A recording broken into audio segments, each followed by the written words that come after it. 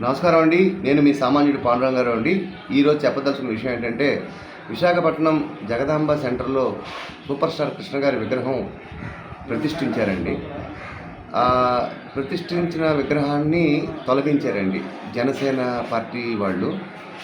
దయచేసి విగ్రహాలు పెడితేనే ఒక మనిషికి విలువ ఉంటుంది అనుకోవటం చాలా పొరపాటండి. కృష్ణ గారి విగ్రహం ఉన్నా లేకపోయినా ఆయన విలువ ఏంటో, ఆయన బంగారం లాంటి మనసుకి అసలు విలువ కట్టలేమండి. అంత గొప్ప వ్యక్తి. విగ్రహం తీసేని బాధపడకండి. ఖచ్చితంగా ఆయన నాకు తెలిసి ప్రతి మనిషి మనసులో ఉంటాడండి. ఆయన అంత మహానుభావుడు అండి కృష్ణ గారు. ఎవరి పాప నాడు పోతారు. ఇప్పుడు ఆయన విగ్రహం ఈ జనసేన వాళ్ళకి అడ్డొచ్చి ఉంటుంది అక్కడ.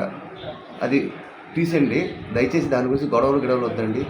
అందరూ కూడా ఒకటిగా ఉండి సంతోషంగా ఉండాలండి. కృష్ణ గారి విగ్రహం తీసేసిన ఆయన రూపాన్ని ఏ అభిమాని హృదయం నుంచి ఎప్పుడు తొలగించలేరండి. అంత గొప్ప వ్యక్తి అండి.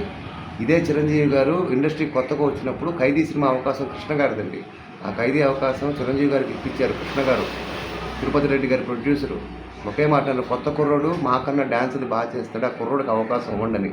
ఎందుకంటే కృష్ణ గారు 18 సినిమాలు నటిస్తున్నారు. ఆ టైంలో ఆయన కాల్ షీట్ లేక కొత్త కుర్రోడు అని చిరంజీవి గారికి సపోర్ట్ చేసిన వ్యక్తి సూపర్ స్టార్ కృష్ణ.